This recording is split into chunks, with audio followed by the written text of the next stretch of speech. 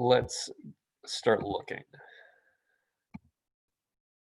All right, so when we start assembling our planets and our planetary system, any explanation for how to do this has to explain several key factors. First, it has to explain the motion of all of the large bodies and the fact that they all orbit in the same direction and roughly in the same plane. Whatever formation theory we have has to explain why we have two different major types of planets, the terrestrial planets, as well as the gas giant planets, the Jovian planets. Even with those planets, that's not all there is. We have to explain as well the existence of smaller bodies like the asteroids and the comets. And finally, whatever formation theory we have also has to have room to explain the exceptions to the rules. It has to be able to explain some weird things like the rotation of Uranus, or why Earth's moon is so big, or the rotation of Venus, some of these things like that. So we'll whatever theory we have has to explain all of these factors, and has to do so in a pretty straightforward way.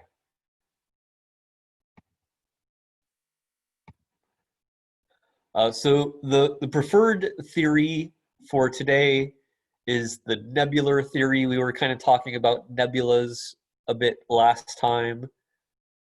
The nebular theory states that our solar system formed from the gravitational collapse of a giant interstellar gas cloud called the solar nebula.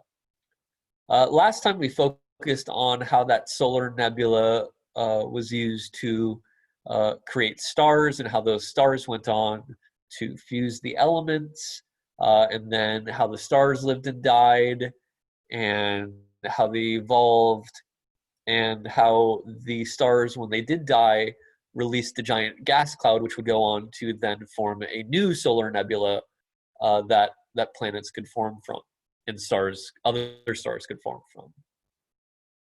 Now, this hypothesis has been around for quite a while. This theory first started developing over 200 years ago from two scientists known as Kant and Laplace. Both of these scientists did all sorts of work in astronomy and physics and math. And now, today, basically every piece of evidence that exists does indeed support this idea. And that's how it graduated from a hypothesis into a theory. All known evidence does support this idea. And so we come to the accretion disk. The accretion disk is kind of the part of the gas and dust and material around a star from which planets would form. It is a disk because that gas cloud flattens due to gravitational effects and conservation of angular momentum. And this is where the planets form. And we can even see these gaps. You probably can't see my mouse, but the gaps in this accretion disk is the likely location for where the planets themselves are forming around that central star. So you can see several kind of different gap rings around the central star. Each gap ring likely represents the location of a planet. And the planet would be at one location within that ring. It wouldn't be the entire ring itself. Here are some other kind of viewpoints of that accretion disk. You can see all the different material. In the picture on the left, you can see these large rock-like pieces amongst the gas and the dust. And these large rocks, these would be the planetesimals. These would be the planetary embryos, which would then go on to grow and create larger and larger planets. The one on the right is kind of a side view of that disk, so you can't really see inside the disk. The gas and the dust blocks visible light from traveling through. However, infrared light would be able to penetrate. We've seen kind of examples of that previously as well. Now, we do find these accretion disks all over the place.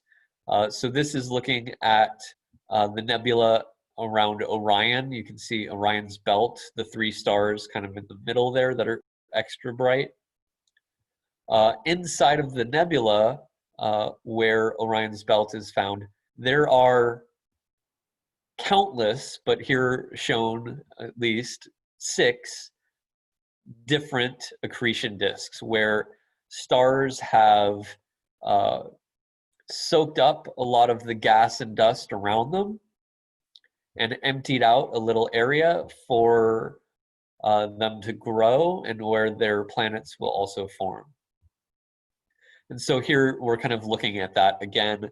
We've got the Orion Nebula, and within that nebula, there's a little area that's been cleared out, and that area has flattened. It's part of the gas cloud that has flattened and been drawn in to form the sun, and then the accretion disk around that star as well. So we have all of these, and they're all over the place. There are tons of these. So here are some real images of actual accretion disks. The one on the right we've seen before. This is kind of a top-down look. The one on the left would be that side view look. And they're all over the place. There are tons of these things, millions and billions of them. And so we know stars are forming all the time, all over the galaxy, all over these giant nebulas. And planets form around these stars. And we're seeing that more and more as we continue to look at stars and discover the extrasolar planets, which will be a major focus of our class at the end of the semester.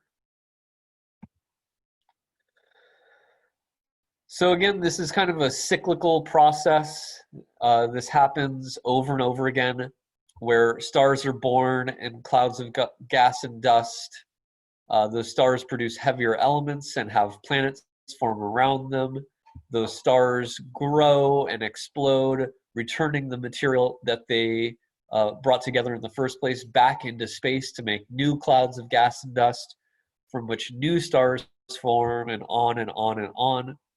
And this process enriches all of space with heavier and heavier elements. So, because they're recycling these elements, the new stars produce the heavier elements through fusion processes and exploding and send them back into space. And this happens over and over and over again.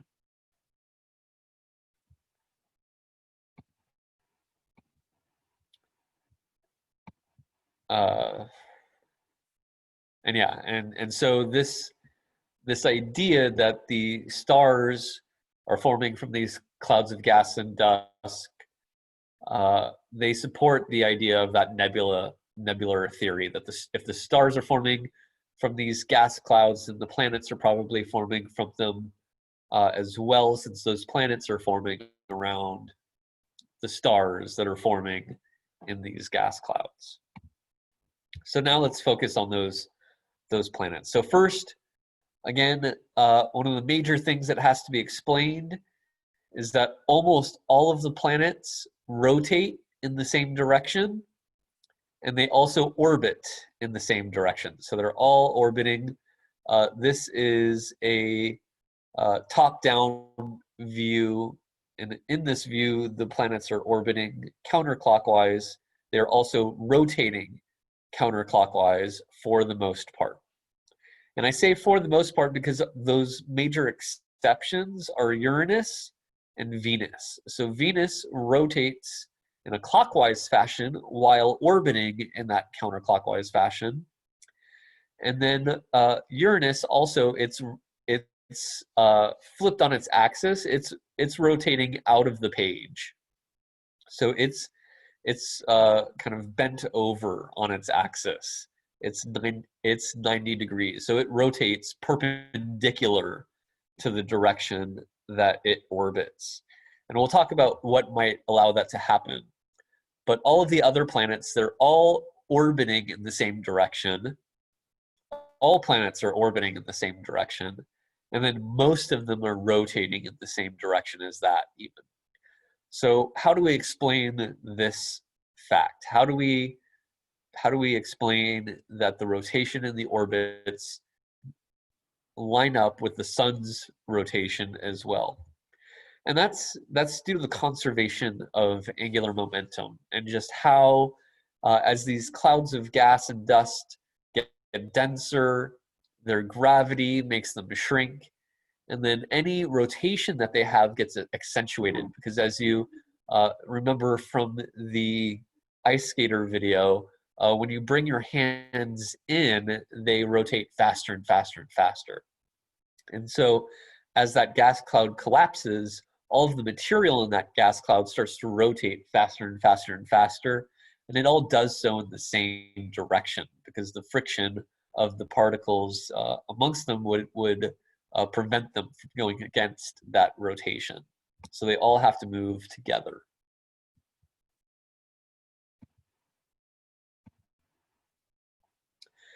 And they're all in the exact same plane because as that gas cloud collapses, the collision between those particles, the friction between those particles, flattens them out into a disk. So that cloud that was so dispersed, the gravity brings it together, the rotation gets accentuated, and it gets tighter and tighter and tighter, and the friction prevents it from moving out of the plane. So they all end up in a disk in roughly the same orientation, moving in the same direction.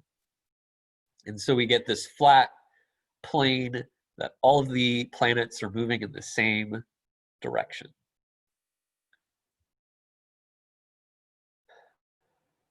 And that's kind of what I was just talking about with that picture.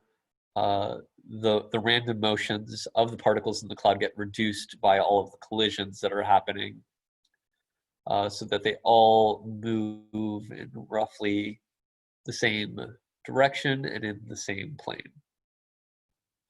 And so this is probably like the easiest fact to explain based on the nebular theory. The fact that all of the planets are orbiting in the same direction and in the same plane.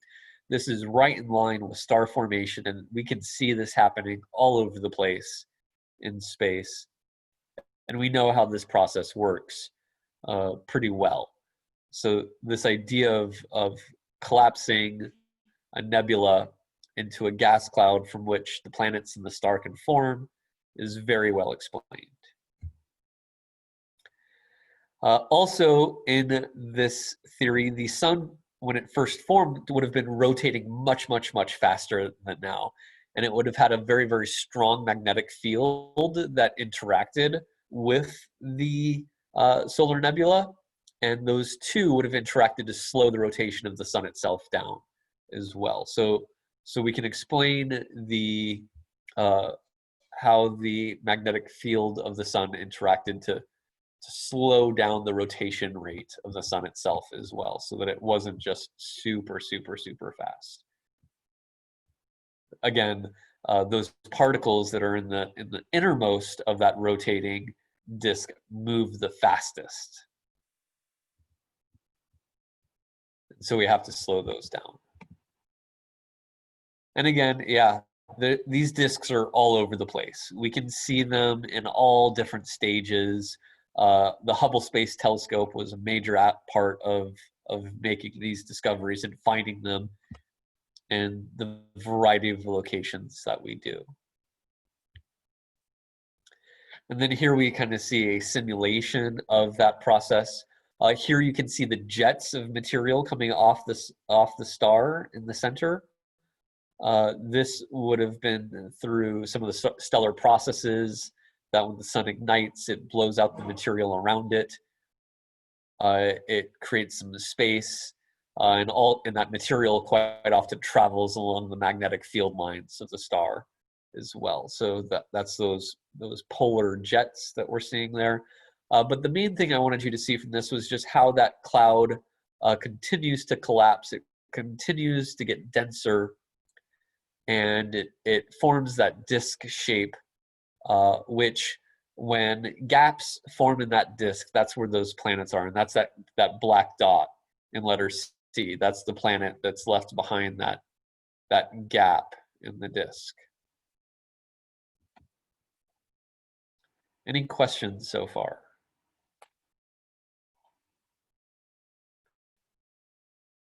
about this first aspect of the nebular theory?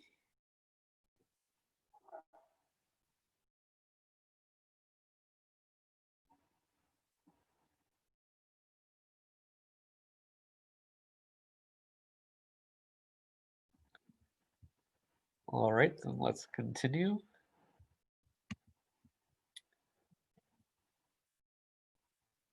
So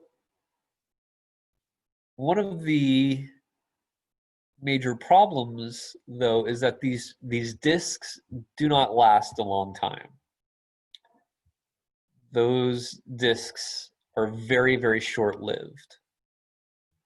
When we look at the wide variety of these star-forming regions that are out there, it seems, based on the ages of these stars, that the disks disappear within about 5 million years. So that disk is only present for about 5 million years once the star has fully formed.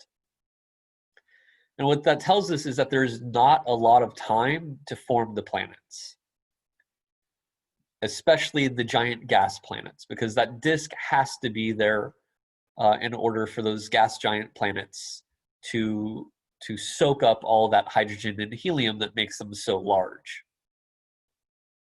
So any formation mechanism we have to explain the gas planets, it has to be quick. It has to be very rapid, because that disk of gas and dust is only around about 5 million years. And after that, there's still all of the rocky material, there's still a lot of the icy material, but there's none of the hydrogen and helium. The molecular hydrogen and helium is gone at that point. And so the majority of Jupiter and Saturn would have already been completed. They would not be able to gain much more mass after that disk has disappeared. And again, that disk is only going to be around for about 5 million years, and then it's gone.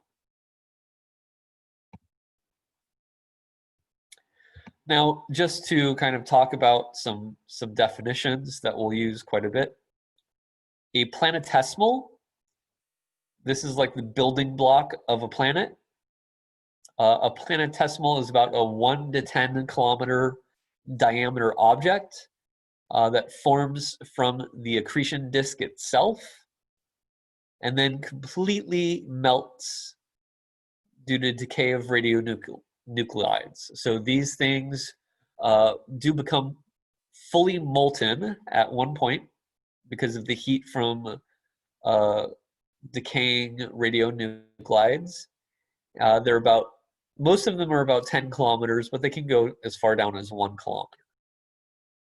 And these form from the disk themselves. So again, they've got about 5 million years there to form these planetesimals. And then a planetary embryo, this is like the beginning stage of a full planet. These are 100 to 1,000 kilometer diameter objects that form due to collisions between the smaller planetesimals.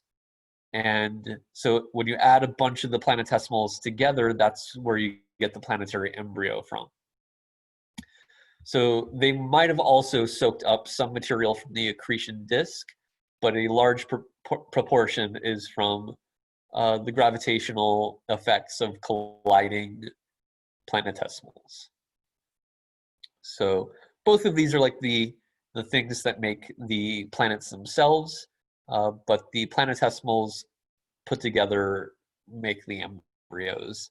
And then the embryos continue adding more and more material through collisions and accretion to make planets.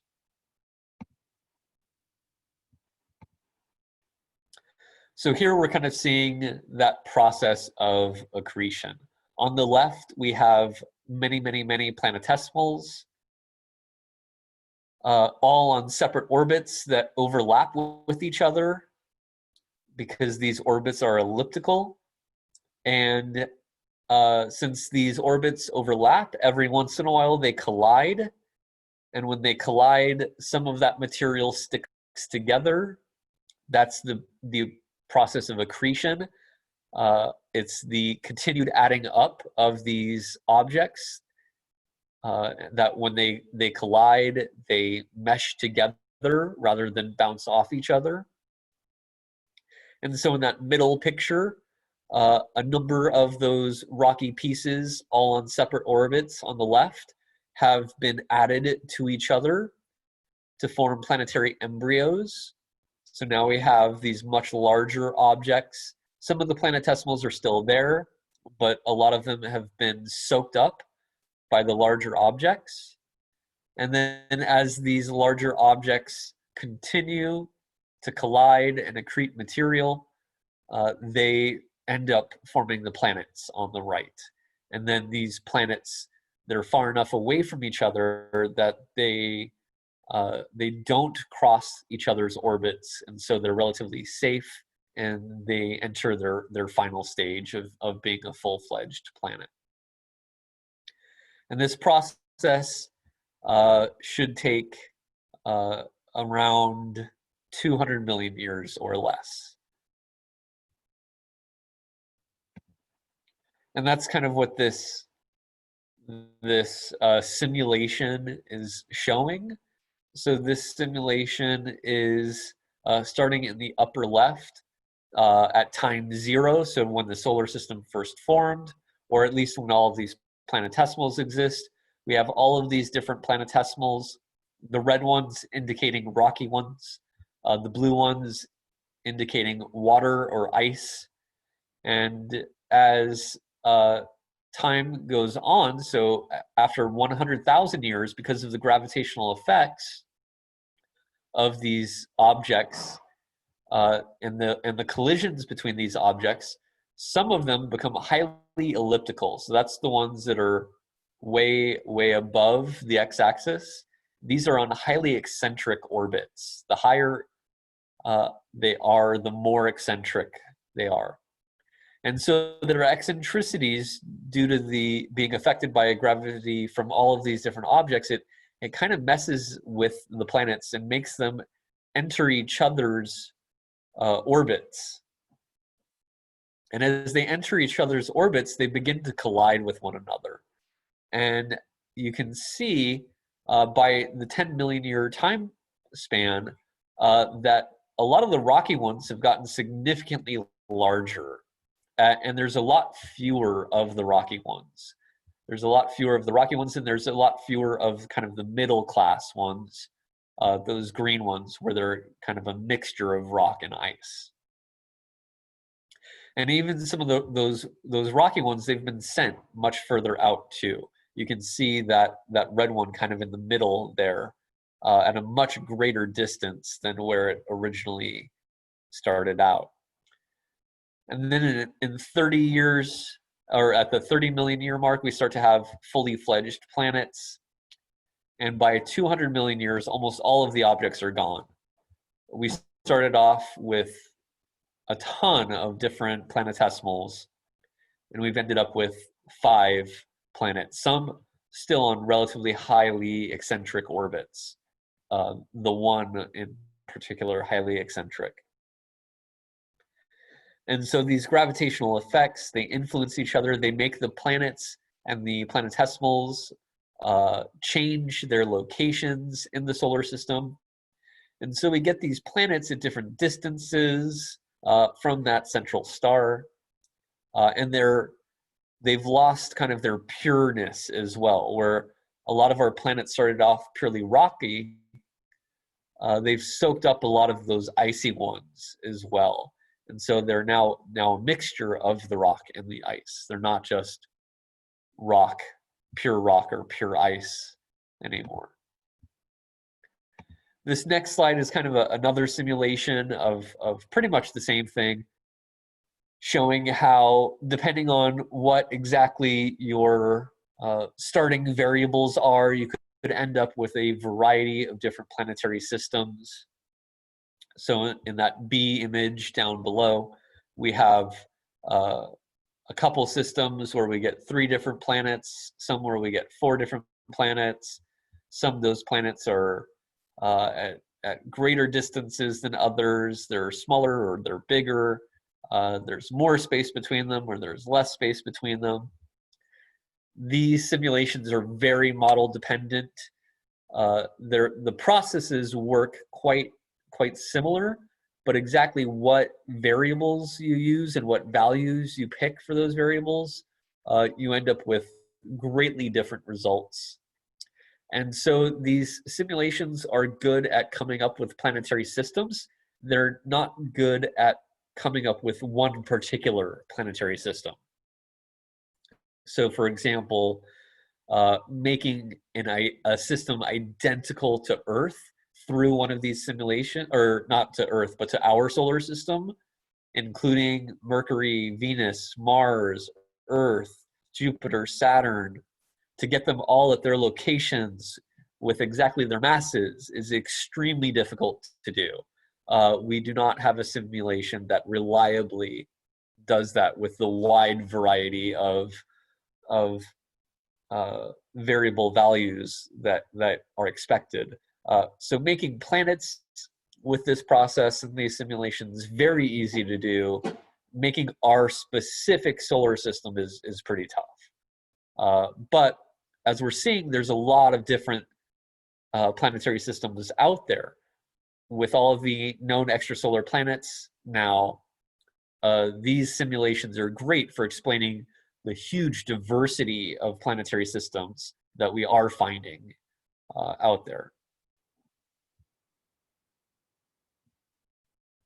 And so these models, while they don't exactly produce our solar system, they are very widely accepted as the process, as explaining the process for how we make planets. But then there's the 2 different types of planets.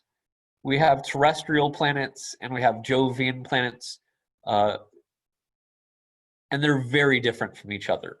Right, the gas giants and the terrestrial planets are incredibly different.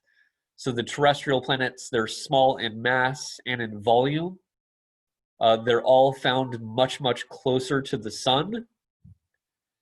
They're primarily made of metal and rock. And they have very few moons. They have no rings. The Jovian planets, on the other hand, are significantly larger. They have much larger masses. They have much larger volumes. They're significantly further from the star, at least in our solar system.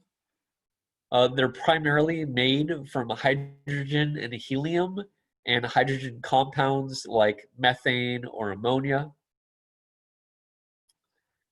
All of them have rings, and they have a large number of moons. So Jupiter, the largest of the Jovian planets, and from where we get the name Jovian planets, Jupiter is 300 times the mass of Earth. It takes 300 Earths to make one Jupiter. It's also 5 times the distance from the sun than we are, and it has over 60 moons. Right, so these are very different as far as their composition, their size, their structure. These are hugely different. Before I go too much more into these differences, is there any question about the accretion process and how we actually make planets from the collision and gravitational effects between these different bodies.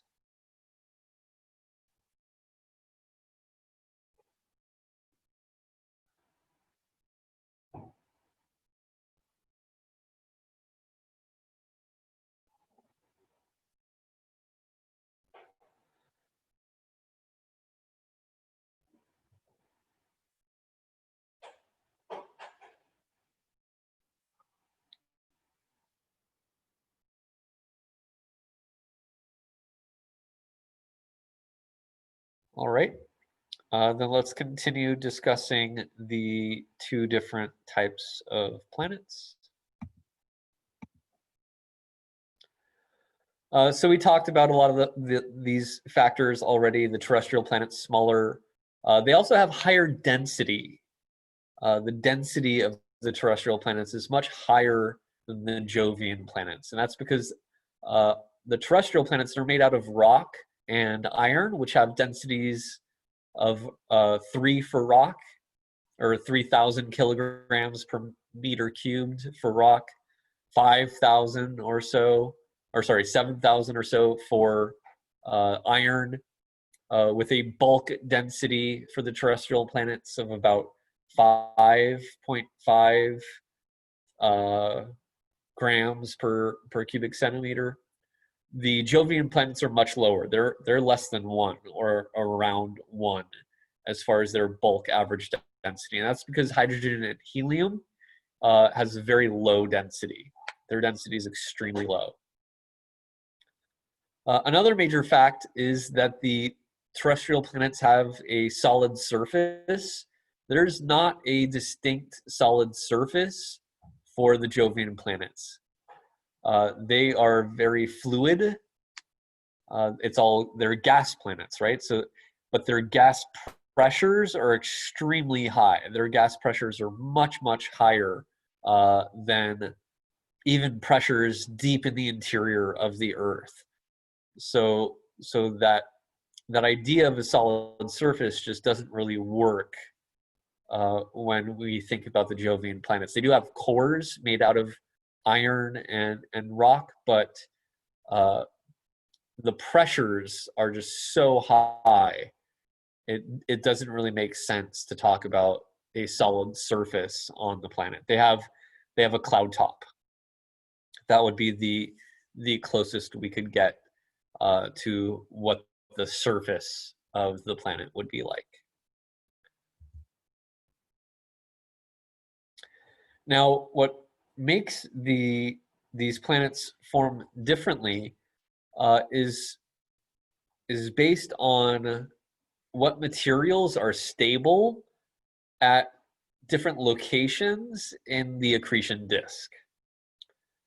And what I mean by stable is what materials can condense, what can come out of the gas and form a liquid or a solid that could then be combined together to make rocks or to make ices or to make these different materials.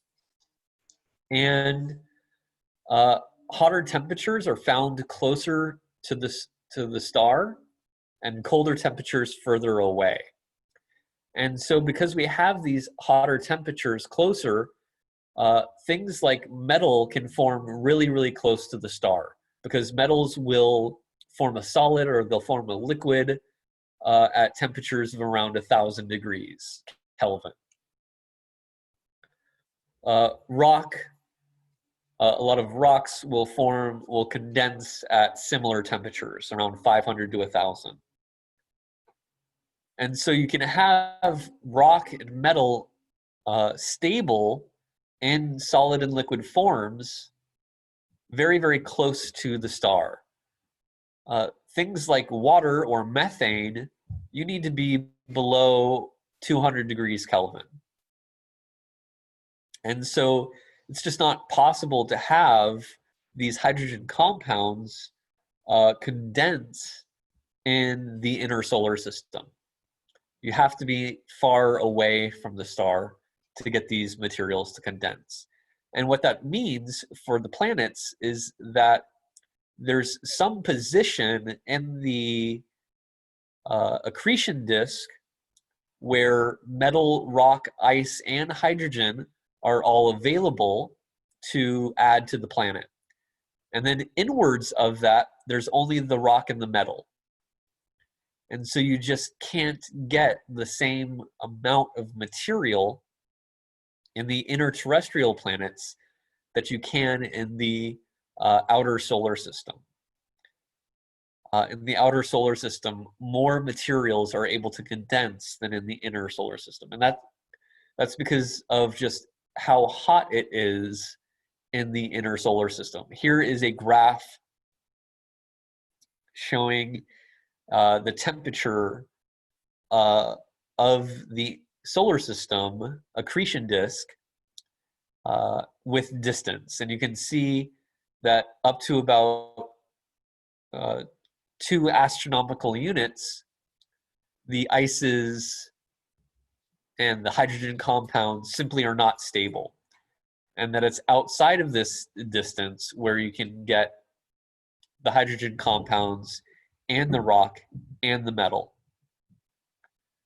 Because inwards of that 2 astronomical units, you have extremely high temperatures, where at about 1 AU, you're looking at 700 or 800 degrees Kelvin.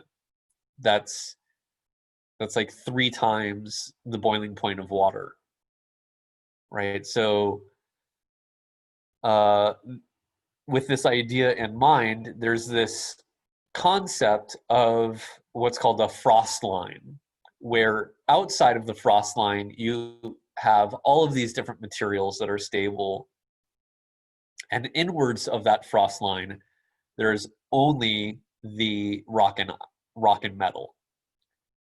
Again, all of the terrestrial planets are inside of that frost line. So the terrestrial planets are all rock and metal, primarily. Where the outer planets, those are the ones that have the ices. They're the ones that have the hydrogen compounds and the helium compound, or they don't have helium compounds. Helium is a noble gas. But they have the hydrogen compounds, and they have hydrogen and helium in the molecular forms as well. So this is the big explanation for why we have the 2 different types of planets. The materials that make these planets are stable in separate locations in the solar system. The terrestrial planets, the materials that make them are inside of the frost line. The Jovian planets, the materials that primarily make them are stable only outside the frost line. Any questions about this major fact in regards to the formation of the different types of planets?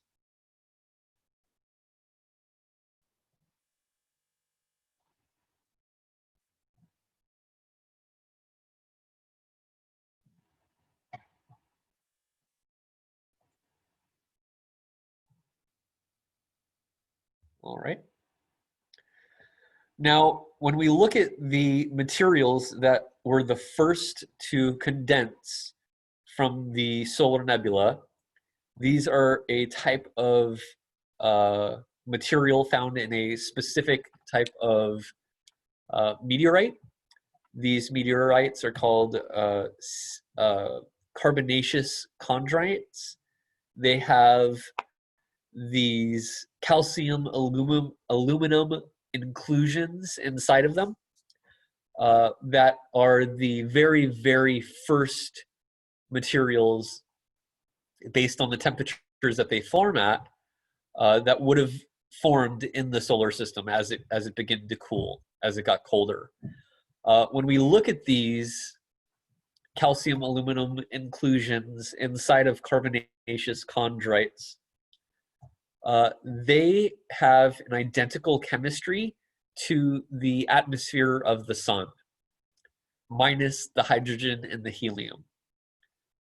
So this line on this graph represents where they'd have the exact same proportions of these different elements.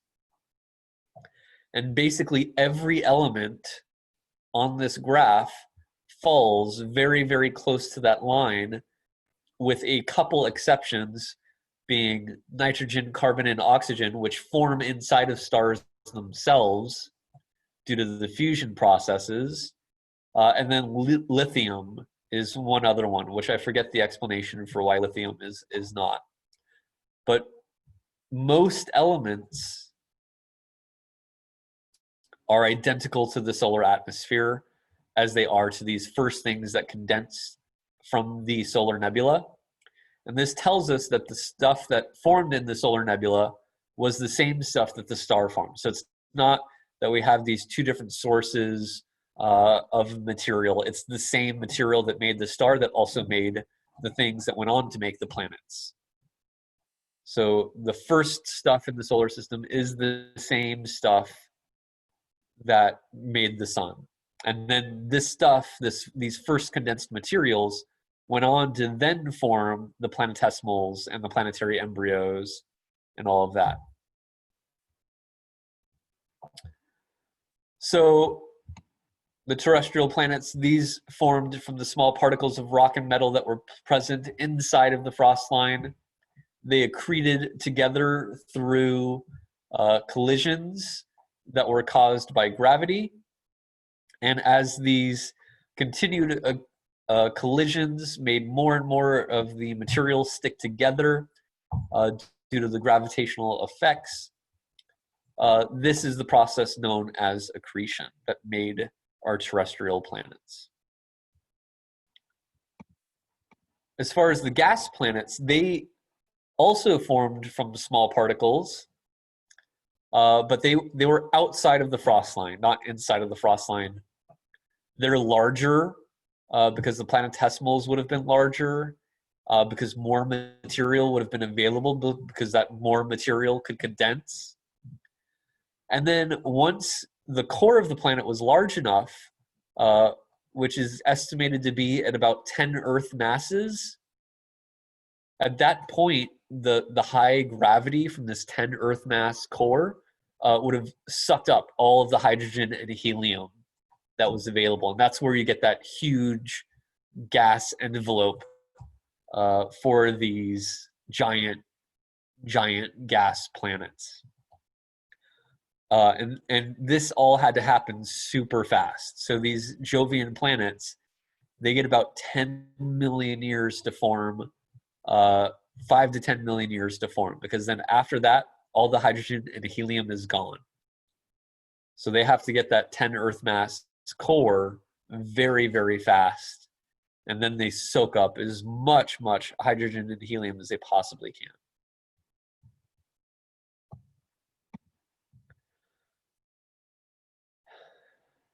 And then just to kind of talk about some of these planets, Jupiter, as I mentioned earlier, has a 300 Earth mass worth of mass.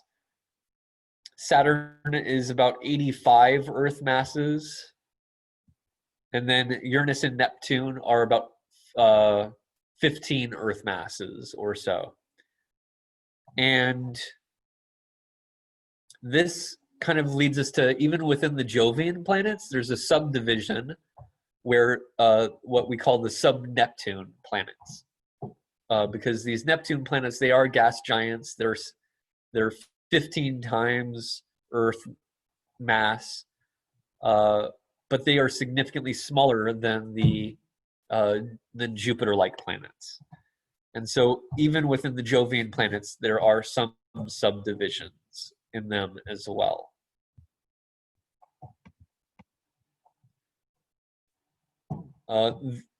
Now, as far as the moons of the Jovian planets, there are two thoughts. So the first is that the Jovian planet might act like a mini solar system, and that as the gas was accreting onto the gas giant planet, that moons would have formed from this as well. And so when we look at the Galilean moons of Jupiter, it is thought that these moons formed from the same cloud of gas that Jupiter formed from, and that they formed like a mini solar system.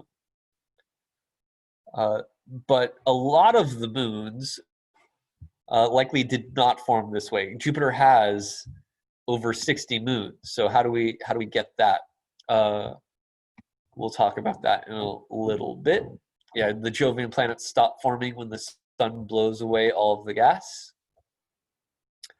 I guess I don't have that slide here, but the other moons of Jupiter, I think it's later on, but these other moons were captured asteroids or captured comets. So these were other objects that formed. They're the asteroids and comets that formed that got close enough to Jupiter that the gravity of Jupiter trapped them. And so these are objects that would have formed in other locations and then got stuck when they tried to travel past Jupiter. And where did the asteroids and comets from? That was kind of one of the last major factors for the nebula. That's basically all the leftover stuff. Everything that didn't get accreted, these are the leftovers. So the asteroids would have been the rocky and metal components that were leftovers, and they're found inside the frost line at the asteroid belt primarily. And then the comets, these are the icy things that formed beyond the frost line, and most of them are found in the Kuiper belt and the Oort cloud. And we'll talk about those locations at another date when we're specifically focused on asteroids and comets. As far as those asteroids go, there's kind of two ideas on the structure of these asteroids, and it mainly depends on how big a lot of these asteroids are. So the largest of these asteroids are thought to kind of have a onion shell-like structure, where they have a core that was extremely hot and cooled down, moving outwards, where they could radiate away their heat. And depending on how hot exactly it got at these different zones, you would have different types of minerals form. Some asteroids might maintain this shape or this structure, but then if these asteroids were hit by other objects, that might fracture and shatter the asteroid and then break apart this onion shell, which then gravity would recombine into kind of a broken up rubble pile, which is that lower version of the asteroid that we see there. So there might be these two different structures for the interiors of asteroids.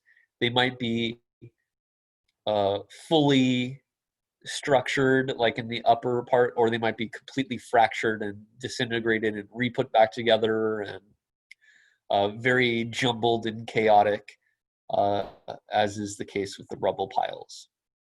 And so the Dawn mission went to one of these types, and you'll end up seeing some of that, hopefully, as you do your online intro activity. Any questions, actually, before I go on about the Jovian or terrestrial planets and how they formed? I think I might have asked that already.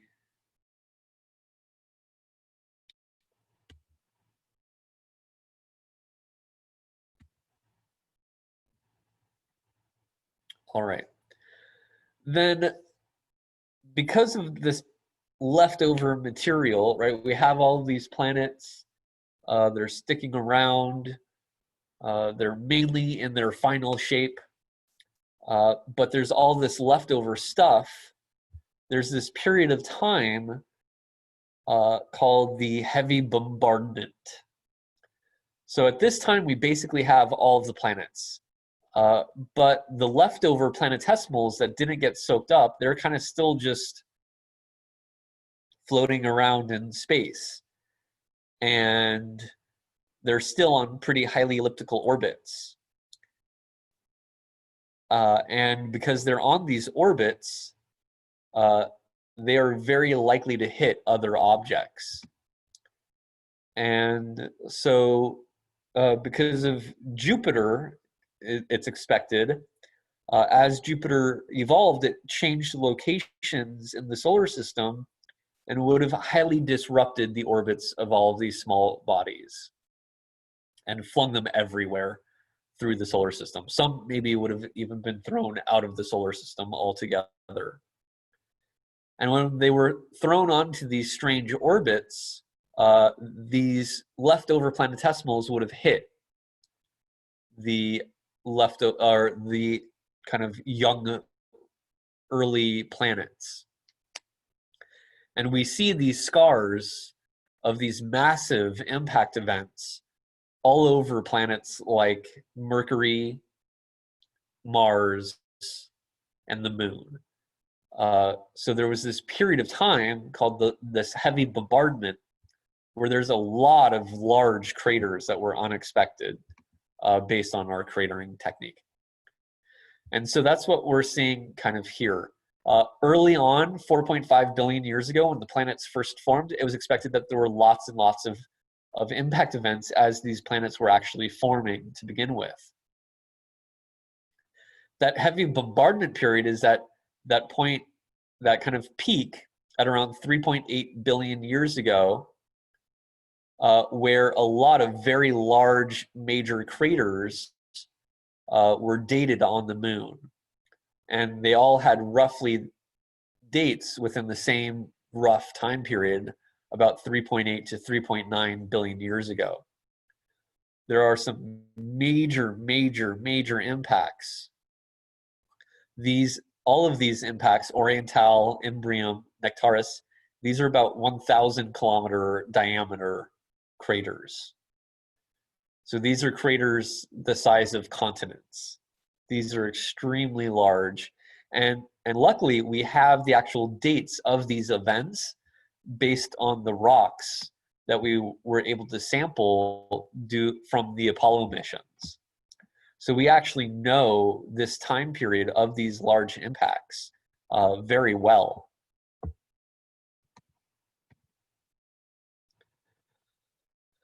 So these asteroids did get flung all over the place, but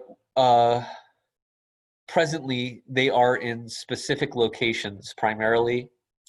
The main part of the asteroid belt is between 2 and about 3.5 AU.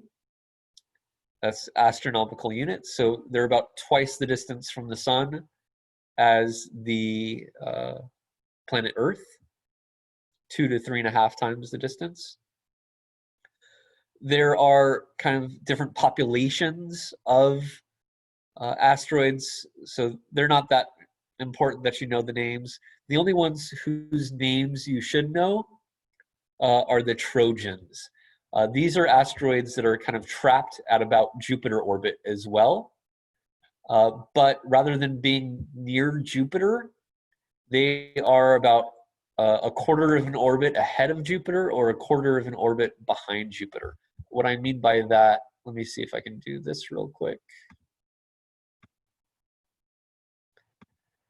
is if Jupiter is orbiting the sun, let's draw another one.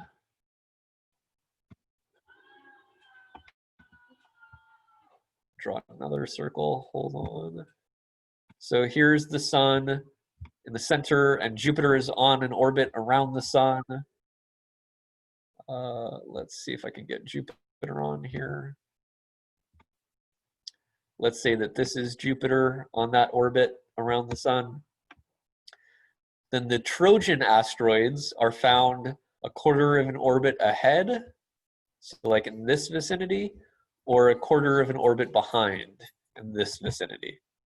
So there's the Trojan asteroids are kind of a quarter of an orbit ahead or behind Jupiter's location. And as Jupiter rotates, as Jupiter's kind of going around the sun, these are also orbiting at the same kind of time scale.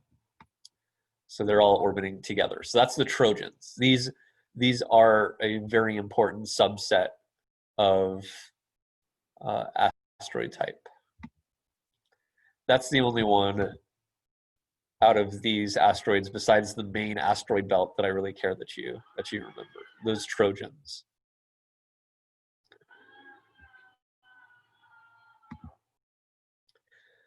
Inside of the asteroid belt, there are two asteroids that are considered planetary embryos that still exist. And these are the asteroids that the Dawn mission went to. So the first one is Ceres. Ceres was found to have water as well, trapped in ice.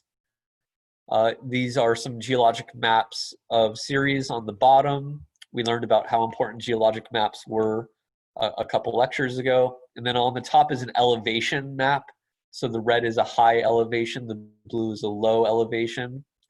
You can see that this asteroid, this planetary embryo, has lots of impact craters on it as well. All of these circular features. It's been hit by a lot of asteroids. And then this is Vesta. Vesta is the other asteroid, primary asteroid that Dawn went to. Again, we have the geologic map on the bottom. We have the elevation map on the top. Vesta is also heavily cratered, although to me it appears Ceres is more cratered. But that's just my opinion.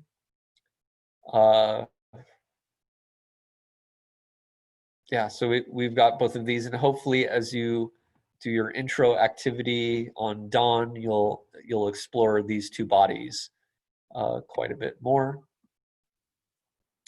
Any questions about asteroids and comets before we explain the exceptions to our rules? I know we didn't really talk about the comets too much, but we will much more in the future.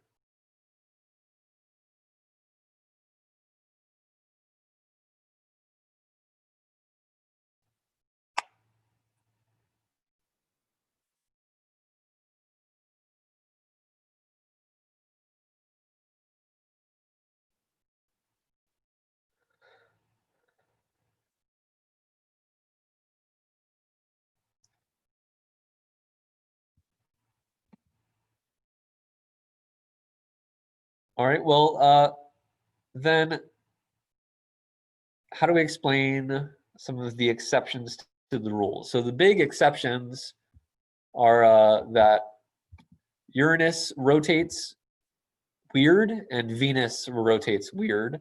And then we have lots and lots and lots of moons for the Jovian planets. So those Jovian planets, as I mentioned earlier, they're one of the exceptions to the rule. They're unusual. Most of the moons are very small. These are tiny moons. They are likely captured asteroids. So Mars has two of these moons that are likely captured asteroids, Phobos and Deimos. But the giant planets, they have like 50 or 60 or 70 of these captured asteroids, captured planetesimals that are orbiting instead. So, and then our moon is almost as big as Mercury. It's about half as big as Mars. So like our moon is almost planet-sized. And how do we get that? Well, it's thought that there was a Mars-sized object that hit the planet Earth, and then these two planetary embryos smashed into each other, and that as a result of this collision, our Earth and the moon kind of formed their final forms from what was left over after this collision. And we'll look at this collision much more next time. But likely two planetary embryos smashed into each other to form our planet, and with the moon present. And there's lots of evidence that supports that idea. I'm not so concerned that you know all of these bits. We'll look at this process much more closely next time. Giant impacts like the moon forming event, though, could also explain the strange rotation of Uranus, which is bent 90 degrees on its axis. So here you can see that the ring is up and down rather than side to side. That's because this planetary system rotates kind of in an east-west orientation from our view right here. So it rotates on an axis that is horizontal that we're looking at here. Alternative ideas might be that this might be caused by the magnetic field, but it's not really understood exactly why Uranus rotates this way. Venus has something similar. Venus rotates backwards. Its axis is the same as most of the other planets, but it does so in the other direction. So it rotates clockwise rather than counterclockwise. But we do know impacts happen. We know large impacts happen. It's expected for these things to happen. So it is a likely explanation for what's going on there. Let's see. Was our solar system destined to be? It does seem anywhere that you're going to have a gas cloud in a galactic environment that you will end up making a star. And the star does not take all of the material. Some things get left over. And so there are going to be leftovers from the star that can go on to form an accretion disk where planets will form. And well, the planets aren't going to soak up absolutely all of the material, so there should be comets and asteroids that are going to impact those planets as well. So it does seem that if there is a gas cloud, you will end up with a planetary system in a relatively short period of time, maybe as short as 200 million years, which for us is very long, but for geological processes, for astronomical processes, is extremely fast. Now, the details of these planetary systems might be different. And unfortunately, I don't have the link here for this video, so we'll have to just upload that another time. But it does seem that we will have planets no matter what at some point in time. Anytime that there's a gas cloud. And then finally, how do we measure the age of our solar system? Right, I've bandied about these time periods and that it's 10 million years, or it's 5 million years, or it's 200 million years, or this happened at 4.5 billion years ago, and that happened at 3.8 billion years ago. How do we know? We did kind of talk about this before. The primary method is using that radioactive decay method, where one material decays into another material, and we can measure how much of both to determine how much we started with and how much there is now, and their ratios. And that gives us an idea of how old these materials are. We have samples of rocks from space, primarily from asteroids and from the Apollo missions, from the moon. And with both of these types of rocks, the meteorites and the moon rocks, we've been able to deduce a lot of these different time periods. The radiometric dating tells us that the oldest moon rocks are about 4.4 billion years old. The oldest meteorites are about 4.55 billion years old. Now, it's assumed that you don't get planets at the exact same time. You get the oldest meteorites. It's going to take a little bit. In this case, it's assumed to take about 50 million years, which gives us the idea that the planets probably formed about 4.5 billion years ago, somewhere between 4.5 and 4.55 billion years ago, where the gas giant planets would have formed first. Here is kind of that timeline. This is from 4.4 to 4.568 billion years ago, where those calcium aluminum inclusions we discussed, the very first materials to condense, were at about 4.56 to 4.57 billion years ago. From the radiometric age dating, that's very, very concise. The solar nebula would have been present while Jupiter and Saturn were forming, but then was lost at around 4.563 billion years ago. The planetesimals would have been present that whole time, which would have then formed planetary embryos, and Mars and Earth formed. The rocky planets would have differentiated during this time, so the cores of the planets formed separate from the crust, separate from the mantle. Some very large objects hit the Earth and formed the final version of the Earth and Moon system. But exactly when that was is not perfectly understood. But all of this happened, all the planets, all of the moons that formed in situ, the first 200 million years of solar system history. And those big planets even earlier, much earlier.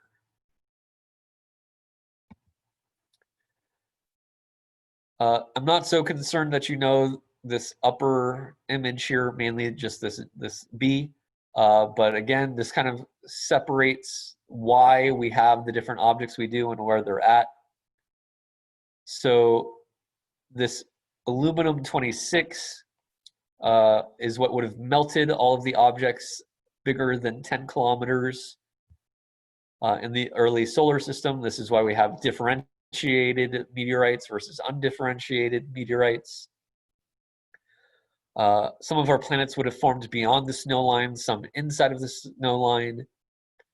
And then we have kind of time on the y-axis this time. So Jupiter forms first, the moon forms later. And even for different periods of time, we have different explanations of what's happening, why these planets are moving, and why they end up where they do. Those two main models are called the Grand Tack model. This is kind of the explanation for the mixing of the planetary materials in the inner and outer solar system from that original accretion disk. And then the Nice model, it looks like the Nice model, it's the Nice model, which explains the late heavy bombardment and kind of the final versions of the planets that we ended up with. And I think that's it for today. Any final questions before I stop the recording?